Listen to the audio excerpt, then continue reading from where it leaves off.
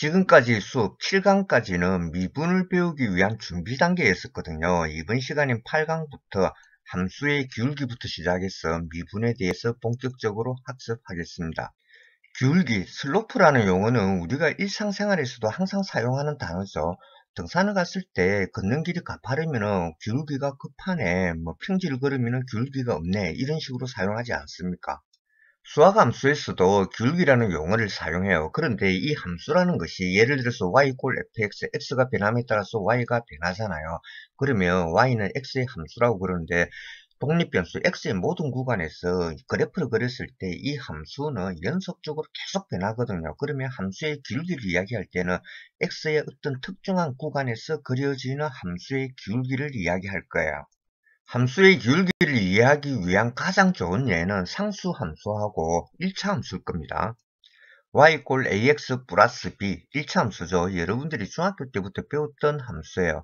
요 ax 플러스 b에서 x에 곱해져 있는 요 a라는 것은 x가 한 칸 변했을 때 y축으로 몇 칸 변하는가의 기울기를 나타내는 것이고, 요 b라는 것은 이 1차 함수가 y축을 지나가는 위치, 즉 y축의 절편이라고 이야기하지 않습니까? 이 1차 함수에서 a가 제로고 b가 4라고 그러면은 y 꼴 ax, 이것은 a가 제로니까 없어지죠. 그리고 b는 4라고 했으니까 y는 4가 됩니다. 그런데 y는 우리가 x의 함수라고 그랬으니까 x의 모든 구간에서 값을 가져야 되거든요. 그런데 y는 4니까 x의 모든 구간에서 항상 4의 값을 가져요. x의 모든 구간에서 함수 y는 4니까 수평선이죠. 그러면 y 꼴 4, 즉 상수 함수는 기울기가 제로라는 것도 아니겠습니까? 이제 함수 값을 표현하는 방법, 사실은 좌표점을 나타내는 것이죠. 여기에 대해서 한번 알아보겠어요. 자, 여기가 x 이꼴 3이에요. 어쨌든 모든 x 값에서 y 값은 4니까 요 점은 3,4로 표현하지 않습니까? x 이꼴 6. 그러면 이제 6,4로 표현을 하겠죠. 이제 x에 특정한 값을 넣지 않고 그냥 임의로 요 x축상의 요 위치를 x라고 하겠습니다. 그러면은 요 좌표점에 이제 좌표를 나타내기 위해서는 x에서 이제 y 값을 적어줘야 되는데, 이 y 값은 모든 x에서 4지 않습니까? 그러면 이제 x, 4 이렇게 표현할 수 있겠죠. 그리고 요 x에서 델타 x, 이 델타 x가 정확히 어떤 값인지는 모르겠지만 오른쪽으로 이동했다 이거예요. x축상의 위치를. 그러면 요 x축상의 요 위치는 x 플러스 델타 x일 거 아닙니까? x 플러스 델타 x에서 함수값은 여전히 4니까 이 좌표점은 x 플러스 델타 x, 4 이렇게 표현할 수 있겠죠. 이제 이 좌표점들을 y 꼴 4라는 이 특정한 값을 사용하지 않고 지금 y 꼴 fx, x의 함수, 이게 4라는 거 아니겠습니까? 이제 fx의 표현을 사용해 가지고 요 두 좌표를 한번 표현해 보겠어요.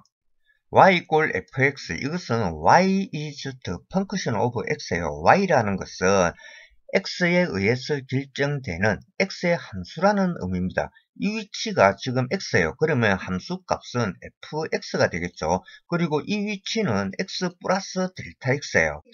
x 플러스 델타 x에서의 함수 값이니까 f에 가로 열고 이 가로 안에 x 플러스 델타 x를 집어넣어 주면 되겠죠. 따라서 이 좌표점은 x, fx로 표현할 수도 있고, 그리고 이 좌표점은 x 플러스 델타 x, f의 가로 안에 x 플러스 델타 x 이렇게도 표현할 수 있어요. 이것은 다음 페이지에서 한 번 더 이야기할 겁니다. 이제 y 꼴 ax 플러스 b, 이 1차 함수에서 a가 0.5, 2분의 1이죠. 그 다음에 b가 0인 경우를 한번 보겠어요. 기울기 a가 2분의 1이고 y축의 절편인 b가 제로이기 때문에 이 1차 함수는 원점을 지나가야 돼요. 잘 아시다시피 이 그래프는 y 꼴 2분의 1x를 y축으로 두 칸 위로 평행 이동시킨 것이죠. 그리고 이 그래프는 y 꼴 2분의 1x를 y축으로 밑으로 두 칸 평행 이동시킨 거예요. 그런데 지금 현재 요 세 그래프의 기울기 a라는 것은 다 동일하기 때문에 이제 기울기 자체는 같아요. 기울기라는 것은 x의 좌표가 변했을 때 이 x의 변화에 의해서 함수값 y가 얼마만큼 변하는가, 이것을 b, 레이쇼로 나타낸 거거든요. 이 1차 함수를 보여드린 이유는 1차 함수는 x의 모든 영역에서 기울기가 동일해요. 그래서 이 델타 x를 작게 잡든 크게 잡든 아주 크게 잡든 델타 x분지 델타 y, 즉 레이쇼 b는 항상 일정합니다. 기울기, 이것을 상식의 수준, 우리가 일상생활에서의 경험을 바탕으로 생각하면은 수평 방향 x라고 하겠어요. 요 수평 방향으로 움직였을 때 내 높이 수직 방향, 이것을 y라고 하겠습니다. y가 얼마만큼 변했는가, 이것 아니겠습니까? 그죠? 하지만 이것을 수학적으로 표현하는 방법에 대해서 고민을 해야 되겠죠. 앞페이지 슬라이드에서의 그래프를 그대로 가져왔습니다. 주어진 함수는 y 꼴 fx입니다. 지금 x축의 위치가 x예요. 그러면 이 위치에서의 함수값은 여기죠. 그러면 x에서의 함수값이기 때문에 fx라고 표현합니다. 그리고 오른쪽으로 델타 x만큼 왔어요. 그러면 x축의 좌표는 x 플러스 델타 x가 되겠죠. 요 x축의 좌표에서 함수값은 여기에요. x 플러스 델타 x에서의 함수값이기 때문에 f의 가로 안에 x 플러스 델타 x 이렇게 적어주면 된다고 했잖아요. 기울기라는 것은 델타 x분의 델타 y이고 요 x축의 변화는 델타 x예요. 그런데 이제 이 델타 y라는 것은 f의 가로 안에 x 플러스 델타 x에서 fx를 빼준 거 아닙니까? 그러면 델타 x라는 변화에 의해서 발생하는 함수값의 차이 델타 y라는 것은 f의 가로 안에 x 플러스 델타 x에서 fx를 빼주면 되죠. 제가 델타 y를 이렇게 표현한 이유는 이 표현은 미분에서 아주 자주 쓰이는 표현이거든요. 그런데 강의를 하다 보면은 수학적 표현에 대해서 이제 익숙치 않다 보니까 학생들 중에서 이 의미를 갖다가 이해하는데 좀 힘들어 하시는 분들이 있더라고요. 연습을 한번 해보겠습니다. 예를 들어서 함수 y 꼴 fx가 x 자성으로 주어졌다고 하겠습니다. 요 x라는 것은 독립변수예요. x의 어떤 특정한 구간에서 함수 y가 정의가 되는데 요 x의 특정한 구간을 정의역이라고 하지 않습니까? 따라서 이 x에는 정의역 구간 내에 있는 어떠한 x의 값이라도 들어올 수가 있어요. 요 x의 값에 의해서 함수 y의 값, 다른 말로는 함수 fx의 값이 결정되거든요. x 이꼴 2일 때의 함수값을 한번 생각을 해보겠어요. 함수 y라는 것은 fx니까 이 x에다가 2를 대입하면 되지 않겠습니까? 그러면 f의 가로 안에 2를 갖다가 집어넣어 주면 돼요. x 대신에 2가 들어왔다는 뜻입니다. 함수 y라는 것은 x의 제곱 아닙니까? 그러면 x가 2니까 2의 제곱이 되겠죠. 그러면 x가 2일 때의 함수 y의 값 혹은 함수 fx의 값은 4가 되겠죠. x가 3일 때의 함수 값은 fx에서 요 x 대신에 3을 대입하면 되잖아요. 그러면 3의 자성이 될 것이고 당연히 9가 되겠죠. x 이꼴 3, 요 3을 우리가 x 이꼴 2 플러스 1로도 표현할 수 있지 않습니까? 그러면 함수 fx의 표현은 요 f의 가로 안에 있는 x 대신에 2 플러스 1을 대입하면 돼요. 그러면 당연히 3의 자성이니까 9가 되겠죠.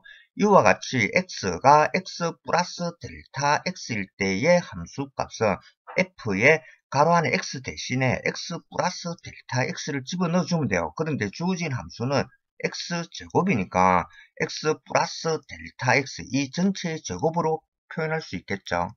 그럼 주어진 함수 y 꼴 fx가 x 자성인 경우 f의 가로 안에 x 플러스 델타 x 여기에서 이제 fx를 빼주라는 것은 x 플러스 델타 x 이 전체의 제곱에서 x의 제곱을 빼주라는 거예요.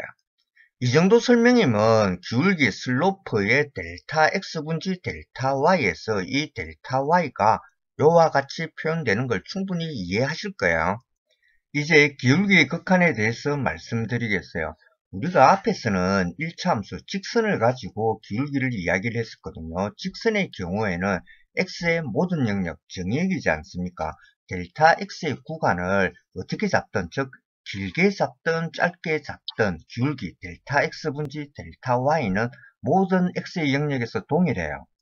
하지만 직선이라는 것은 수학함수 중에서 특수한 경우이고 일반적으로 주어지는 수학함수는 거의 곡선으로 그려지죠.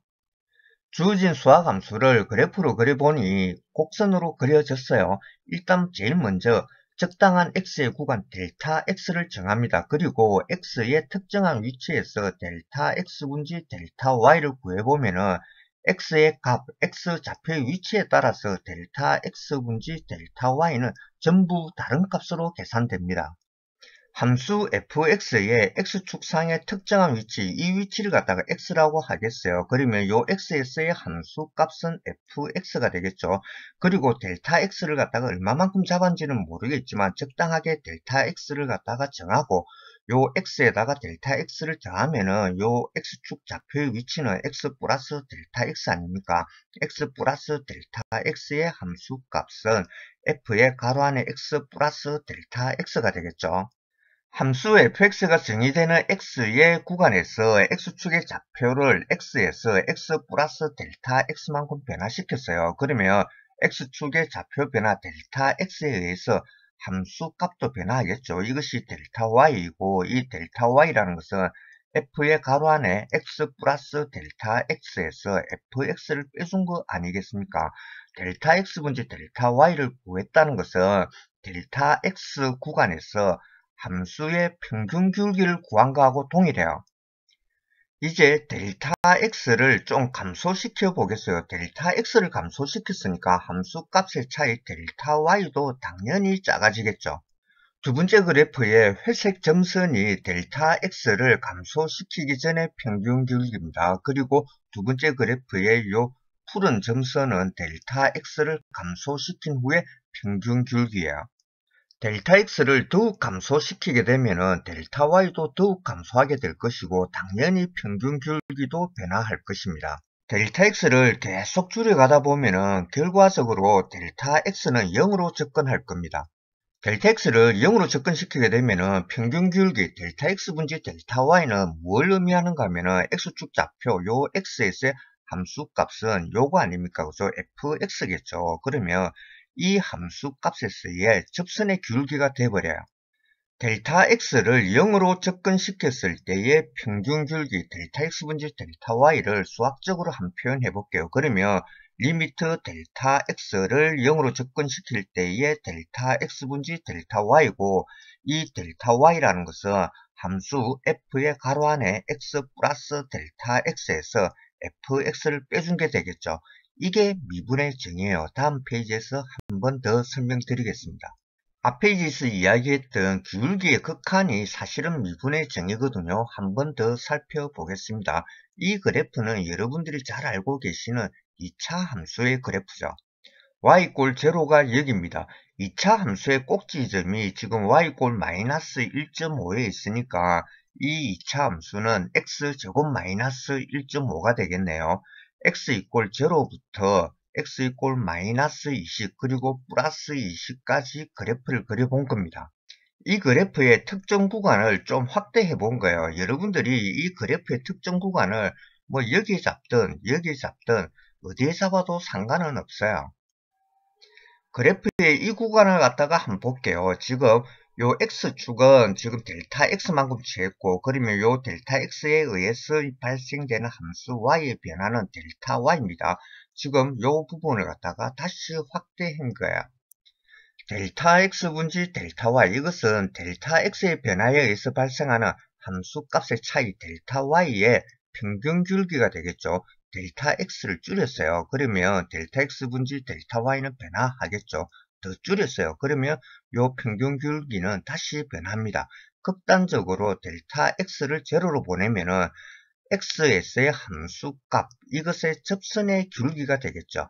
미분을 하라는 것은 어떤 수학 함수가 주어졌어요. 그리고 그 수학 함수가 정의되는 요 독립 변수의 구간, 거기에서 어떤 특정한 x에서 함수의 접선의 기울기를 구하라는 것이고 앞 페이지에서 기울기의 극한을 구하라는 것하고 동일한 의미입니다.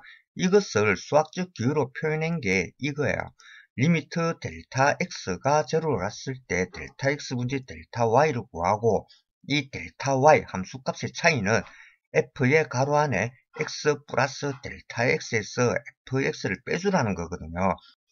여러분들이 고등학교 때 많은 미분 공식을 보셨을 거예요. 하지만 이 모든 미분 공식은 단지 이 미분의 정의식으로부터 놓은 겁니다.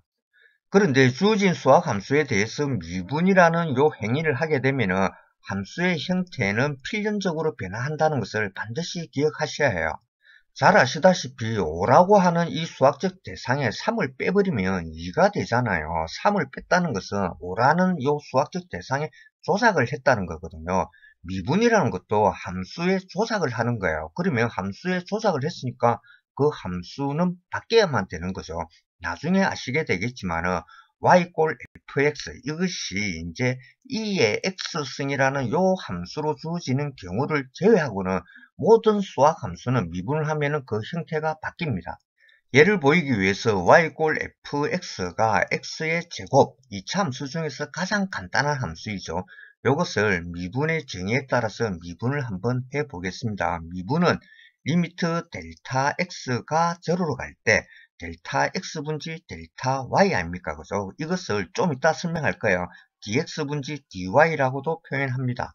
델타 x분지 델타 y라는 것은 함수 fx에 x 플러스 델타 x를 집어넣어주고 그 다음에 함수 fx를 빼주면 되지 않습니까? 주어진 함수는 x의 제곱이에요. 그러면 요 x에다가 x 플러스 델타 x를 집어넣었으니까 x 플러스 델타 x의 제곱이 되겠죠. 여기에 함수 fx를 빼줘야 되니까 그것은 x 제곱 아닙니까? 가로를 풀어버리면 되죠.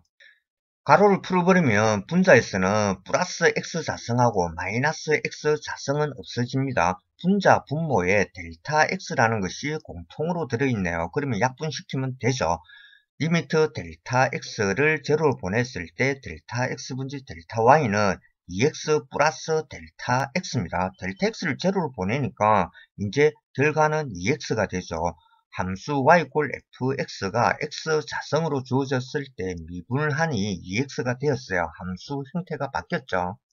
아마 다음 시간에 학습할 걸로 생각하는데 2차 함수를 미분을 하니까 1차 함수로 바뀌었어요. 주어진 함수가 x의 거듭제곱, 즉 x의 지수 함수로 주어졌을 때는 한 번 미분할 때마다 지수가 1씩 빠집니다. 즉 차수가 한 개씩 감소하거든요. x의 거듭제곱 함수를 미분하면 이와 같은 특징을 가진다는 거 기억해 주시기 바랍니다. 앞에 이제 의해서 주어진 함수는 x의 함수였잖아요. 그리고 요 x의 함수인 y를 미분했어요. 그런데 그 미분 결과가 또 x의 함수가 되었죠. 이게 어떤 의미를 가지고 있는지 그림으로 한번 살펴보겠어요. 잘 아시다시피 y x 자성의 그래프죠. x축상의 한 위치, 여기를 x1이라고 하겠어요. x1에서의 함수값은 이 값입니다. 이 함수값에서의 접선의 기울기는 이 빨간 실선이죠. 이제 x축의 좌표를 x2로 옮겼어요. 그러면 함수값은 이 값이 될 것입니다. 이 함수값에서의 접선의 기울기는 이 빨간 실선입니다. 이제 x축의 좌표를 x3로 옮겼어요. 그러면 함수값은 여기가 되겠죠. 이 함수값의 접선의 기울기는 이 빨간 실선이 됩니다. 방금 보여드린 요 세 개의 예수와 같이 x축의 좌표가 바뀜에 따라서 요 함수값에서의 접선의 기울기도 바뀌게 되죠. 즉 뭐예요?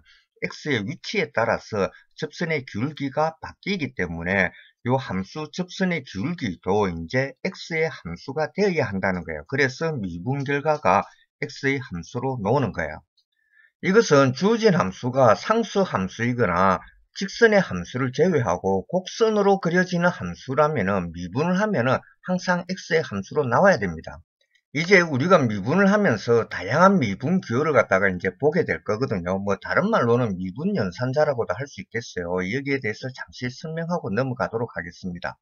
제가 여러 번 강조했기 때문에 이제 수학 기호에 대한 거부감은 없어졌을 거예요. y fx, y is the function of x 아닙니까? 이 표현은 함수 y라는 것은 x의 값이 주어지면은 함수 관계에 의해서 y 값이 결정된다는 의미거든요. 그래서 우리가 x를 독립변수로 하고 y라는 것은 주어진 x의 값에 따라서 결정되기 때문에 이를 종속변수라고 하지 않습니까? 이미 미분의 정의에서 학습한 바와 마찬가지로 미분이라는 것은 어떤 함수 fx가 주어졌어요. 그러면 x 플러스 델타 xs의 함수값에서 xs의 함수값 fx를 빼주고 이것을 델타 x로 나누어줘. 그리고 델타 x를 0으로 보내거든요.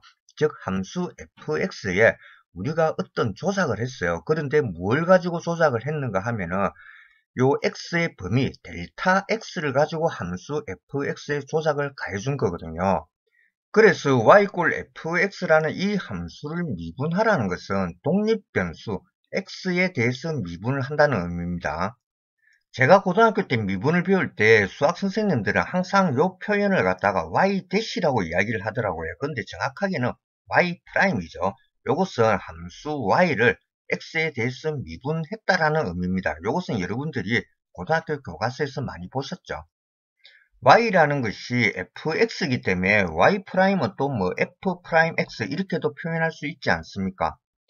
고등학교에서는 이 두 표현을 많이 사용하셨을 거예요. 그런데 대학교에서는 dx분지 d 요 표현을 많이 씁니다.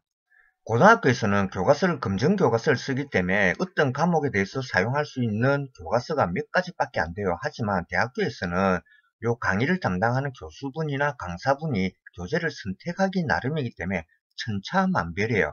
교재에 따라서 아직까지도 요 표현을 쓰는 책들이 많이 있습니다. 하지만 제가 봤던 책들에서는 요 표현을 많이 썼어요. 그리고 저도 dx분지 d라는 이 표현을 선호합니다.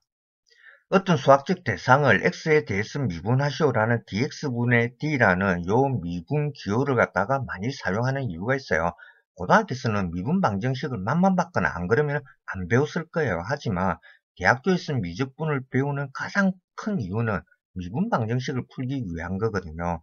요 dx분지 d라는 이 표현이 미분 방정식을 풀 때 아주 편리합니다. 우리는 이미 함수 y가 x의 함수라고 표현을 했지만은 요 미분 기호만으로도 함수 y가 x의 함수라고 알 수 있어요. dx분지 d라는 것은 x에 대해서 미분하라는 거거든요. 미분당하는 수학적 대상은 뭐예요? y예요. 그러면 이 y라는 것은 독립변수로 x를 가지구나, 즉 x의 함수구나 라고 알 수 있어요. 함수 y를 x에 대해서 미분하라는 요 미분 표현을 그냥 dx분지 dy라고도 많이 표현합니다. 마치 dy를 dx로 나눈 것처럼 보이시죠? 방금 이야기했지만 이 표현은 dy를 dx로 나눈 게 아니고 함수 y를 x에 대해서 미분하라는 의미거든요. 그런데 마치 나눗셈이 된 것처럼 취급해버리는 경우도 많아요. 그렇게 하면 미분 방정식을 푸는데 굉장히 편리해집니다. 이것은 나중에 학습하실 거야. 또 어떤 책에서는 함수 y를 x에 대해서 미분하라는 표현을 이렇게 적는 경우도 많아요. 제 경험상 이것은 편미분 방정식만을 다루는 수학 원서 영어로 된 책에서 이런 표현을 많이 사용하더라고요. 그런데 주어진 함수를 한 번만 미분할 수 있는 건 아니죠. 두 번을 할 수도 있고 세 번을 할 수 있지 않습니까? 만약에 두 번을 미분한다고 그러면은 y의 2' 혹은 f의 2'x 이렇게 적으면 돼요. 그런데 이 표현은 조금 생각을 해봐야 됩니다. dx분지 dy라는 것은 함수 y를 x에 대해서 미분하라는 거 아닙니까? 그런데 x에 대해서 한 번 더 미분하니까 dx분지 d를 한 번 더 붙여줘야 돼요. 요걸 수학자들이 어떻게 표현하는가 하면은 dx제곱분지 d제곱 y 이렇게 표현합니다. dx제곱이라는 것은 dx 곱하기 dx가 아닙니다. 그리고 d자승이라는 것도 d 곱하기 d가 아니에요. 함수 y를 x에 대해서 두 번 미분하라는 표현입니다. 꼭 기억하셔야 돼요. 그럼 세 번을 미분할 때는 어떻게 해야 될까요? dx 3승분의 d 3승 y라고 적으면 되지 않겠습니까? 만약에 미분의 표현을 이 방식을 사용한다고 그러면은 2차 미분은 대문자 d의 하첨자로 x를 두 번 적어주고 함수 y를 적으면 되겠네요. 미분을 표현하는 요 프라임하고 dx분지 d는 여러분들이 고등학교 때도 보셨을 거예요. 그런데 요 미분을 알파벳 대문자 d로 표현하는 것은 분명히 좀 생소하실 거거든요. 우리가 이 수업을 진행하면서 중간중간에 미분 방정식도 풀 거예요. 미분 방정식 중에서 두 번 미분된 2개 미분이 포함된 방정식을 풀 때, 즉 해를 찾을 때 우리가 보조 방정식 혹은 특성 방정식을 사용하는 경우가 있거든요. 이때 많이 사용합니다. 이 페이지의 내용은 눈에 많이 익숙하시죠? 이것은 여러분들이 고등학교 때 이제 수학 함수들은 미분을 했잖아요. 고등학교 때 배웠던 그 수학 함수들은 미분한 그 미분 결과를 갖다가 쭉 나열한 겁니다. 그래서 미분표라고 하죠. 다음 시간부터는 이 미분표에 나와 있는 수학 함수들을 순서대로 이제 미분을 하고 요 미분표의 결과를 확인을 해 볼 겁니다. 그리고 미분을 했으니까 적분도 당연히 학습을 해야 되겠죠. 물론 이 미분표에 나와 있는 수학함수 외에 여러분들이 고등학교 때 다뤄보지 않았던 수학함수들도 미분을 하고 적분을 할 겁니다. 학교에서 강의를 해본 경험에 의할 것 같으면 고등학교 때 이과를 공부하신 학생들 중에서도 아크 사인, 아크 코사인, 아크 탄젠트, 역삼각 함수죠. 이것에 대해서 좀 익숙지 않은 분들이 눈에 많이 보이더라고요. 역삼각 함수에 대해서는 상강에서 아크 사인이라는 이 함수를 가지고 이미 설명을 드렸어요. 아크 사인의 일반적인 표현 방법은 사인의 마이너스 1승처럼 적어요. 그런데 이게 마이너스 1승이 아니기 때문에 사인 x분지 1이 아니라고 강조를 했었죠. 요 아크 사인 x라는 것은 사인 함수의 값이 x예요. 그랬을 때 사인 값을 x로 만들어주는 각도를 찾으라는 거거든요. 기억이 나시죠? 여러분들이 보시기에 외견상 요 아크 삼각함수, 즉 역삼각함수들의 미분이 복잡하게 보이시겠지만 직각삼각형을 이용해서 풀면은 뭐 쉽게 풀립니다.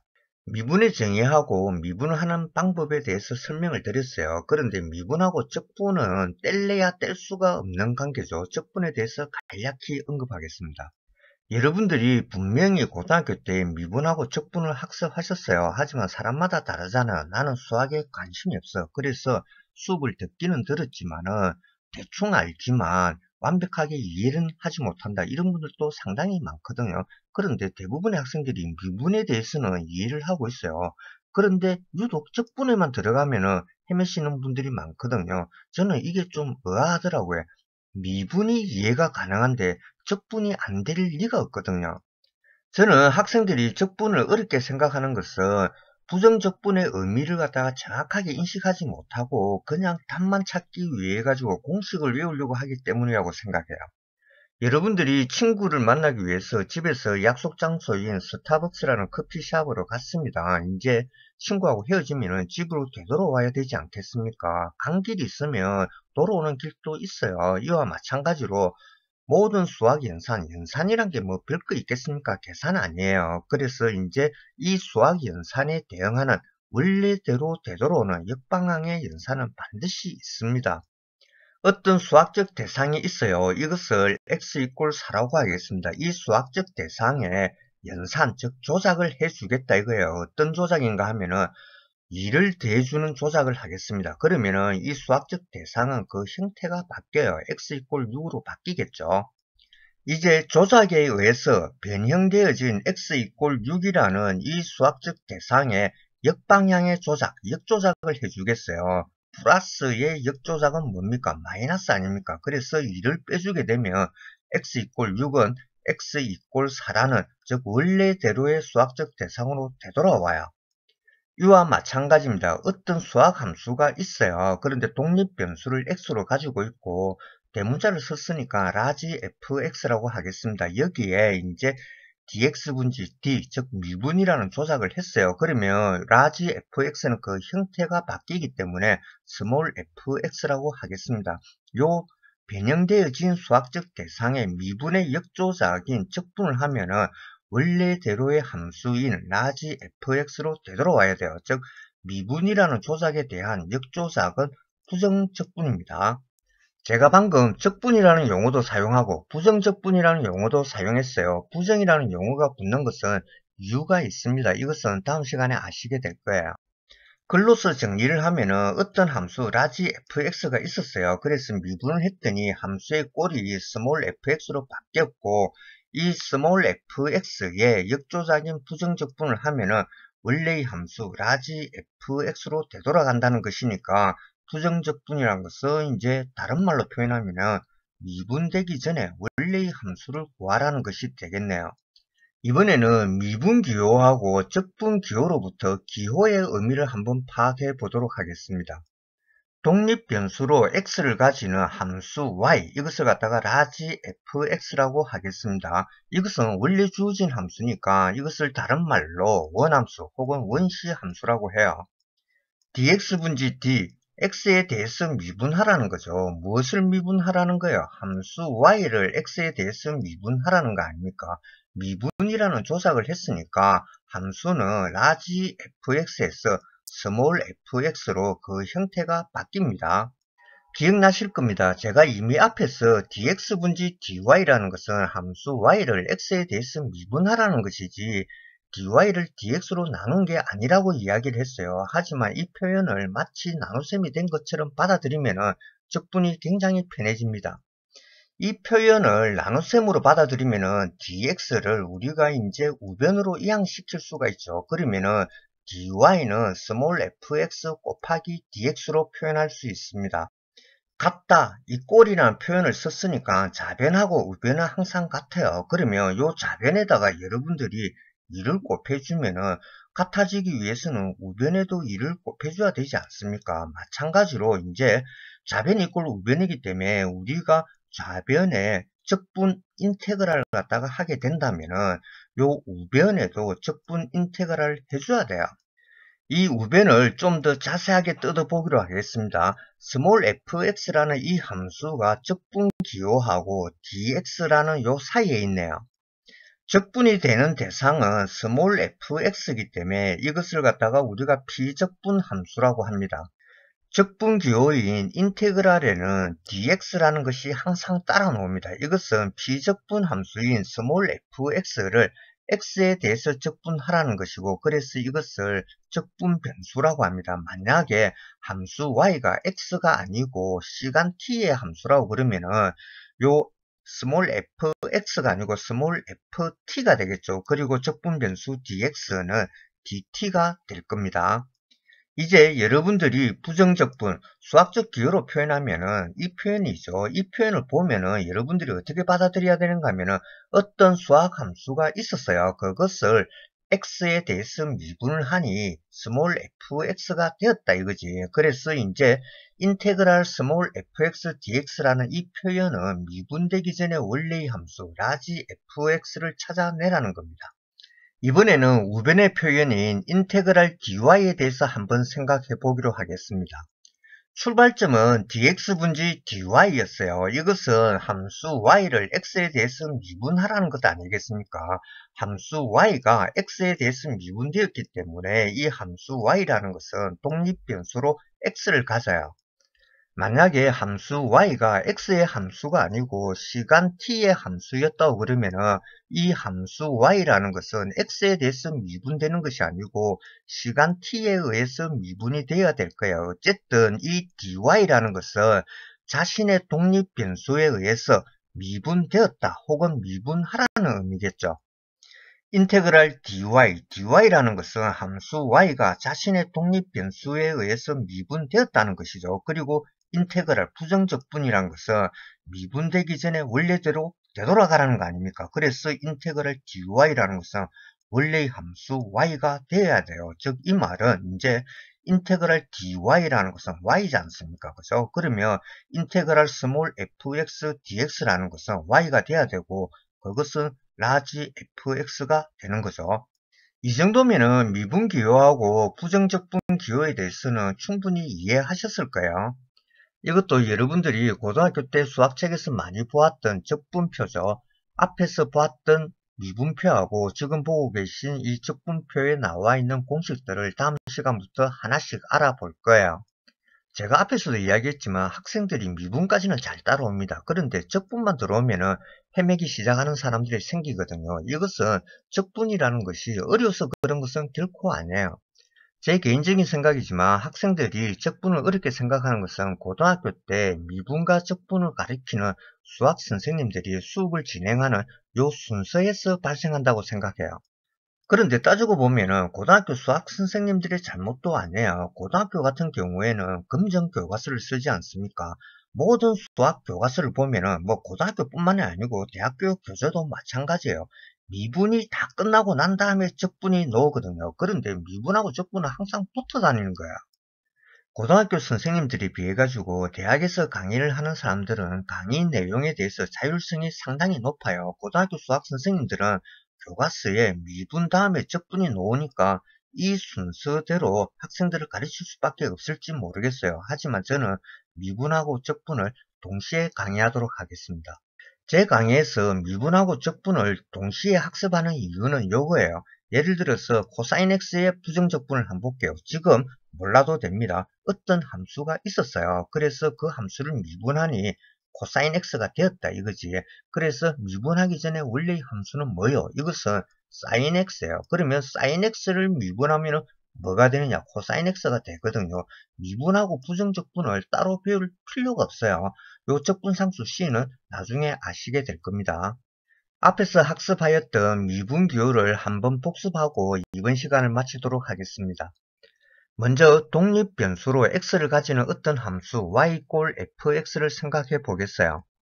이제 함수 y 꼴 fx가 그려지는 xy 좌표축에서 x축 상의 한 위치를 잡겠어요. 임의로 잡았기 때문에 그 위치를 x라고 하겠습니다. 이 x를 기준으로 적당한 간격 델타 x만큼 x축을 이동하겠어요. 그럼 이동된 x축 좌표의 위치는 x 플러스 델타 x가 되겠죠. 좌표를 x에서 x 플러스 델타 x까지, 즉 델타 x만큼 이동시켰기 때문에 함수값도 달라져요. xs의 함수값은 fx였었고 x 플러스 델타 xs의 함수값은 f의 가로 안에 x 플러스 델타 x입니다. 요것들의 차이를 우리가 델타 y라고 표현합니다. 앞에서 기울기의 극한하고 미분의 정의를 학습하면서 많은 그래프들을 보셨죠. 그 그래프를 생각하면서 머릿속에 그림을 한번 그려보십시오. 델타 x를 적게 하면은 델타 y도 당연히 적어집니다. 이제 델타 x를 점점 감소시키다가 갈 때까지 가보는 거예요. 그러면 델타 x를 무한히 0에 접근시키는 게 되겠죠. 이것을 수학적 기호로 어떻게 표현하는가 하면은 리미트 델타 x에 이제 화살표를 긋고 0을 적어줘요. 델타 x를 0으로 접근시킨다는 겁니다. 무엇을? 델타 x예요. 요 표현을 또 간단하게 dx라고 나타내기도 합니다. 델타 x를 0으로 접근시키면 함수값의 차이인 델타 y도 당연히 0으로 접근합니다. 리미트 델타 x를 0으로 접근시킬 때의 요 델타 x를 우리가 dx로 표현할 수 있다고 했잖아요. 그러면 델타 y도 0으로 접근하니까 리미트 델타 x가 0로 갈 때 델타 x분지 델타 y라는 것은 dx분지 dy로 나타낼 수 있습니다. 즉 이 말은 dy라는 이 표현은 리미트 델타 x가 0로 갔을 때 함수 가로 안에 x 플러스 델타 x에서 fx를 갖다가 빼준 겁니다. 어쨌든 또 이렇게 적어 놓으시면 어떤 분들은 이 표현에서 이제 0분지 0으로 생각하시는 분들도 있거든요. 그건 아니에요. 기울기의 극한을 나타내는 그래프에서 보셨듯이 델타 x하고 델타 y는 0에 굉장히 가까운 값이지만 어떤 값을 갖고 있어요. 그래서 xs의 함수값에서 접선의 기울기가 나오는 거죠. 이번 시간을 마치기 전에 여러분들에게 이야기하고 싶은 게 한 가지 있어요. 어쩌다가 제가 학생들하고 이야기를 하다 보면은 자신은 수학을 못한대요. 그래서 포기하겠다고 그러는데 그건 아니에요. 수학을 못하는 게 아니고 수학자들이 사용하는 언어인 수학기호에 익숙해 있지 않을 뿐이에요. 요 수학기호에만 익숙해지고 그 의미만 제대로 안다면은 수학을 못할 이유가 하나도 없습니다. 우리가 수학자같이 아주 전문적인 수학 지식을 필요로 하는 게 아니잖아요.